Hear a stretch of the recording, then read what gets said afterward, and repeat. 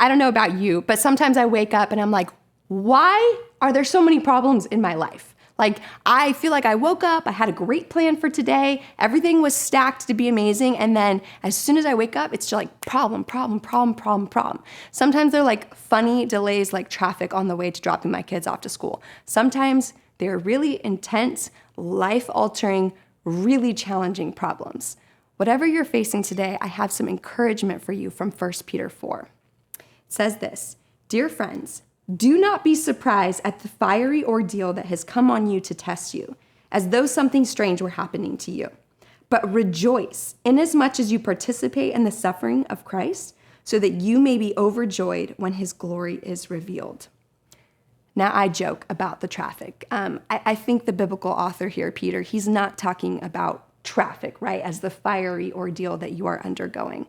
But if we were to dig a little bit deeper, all of us have something in this chapter of our story that is a fiery ordeal, a really challenging circumstance. Perhaps it's a loved one that's really ill. Perhaps it's a child who is taking a bad path. Perhaps it's a marriage trouble that we feel like no matter how many times we communicate, we cannot just overcome this impasse that has been built between us. Whatever the incredible challenges that exist in your life right now, I want you to hear those words. Do not be surprised. You and I, we live in a broken and fallen world. Jesus was so clear. In this world, you and I, we will have trouble. But here's what we are promised in the midst of that trouble. Jesus is with us. Though we should not be surprised because, hey-oh, we live in a broken and fallen world, we should know that there is an opportunity to be close to our Savior.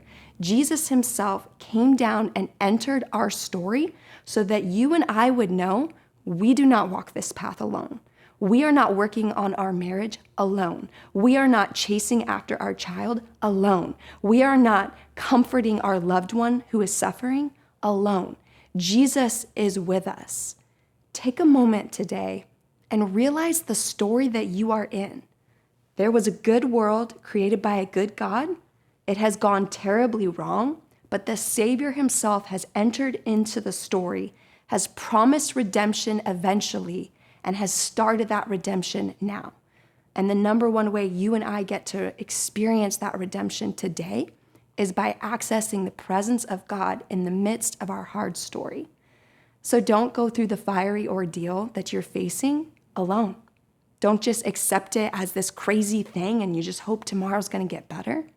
Really see what's happening in your story.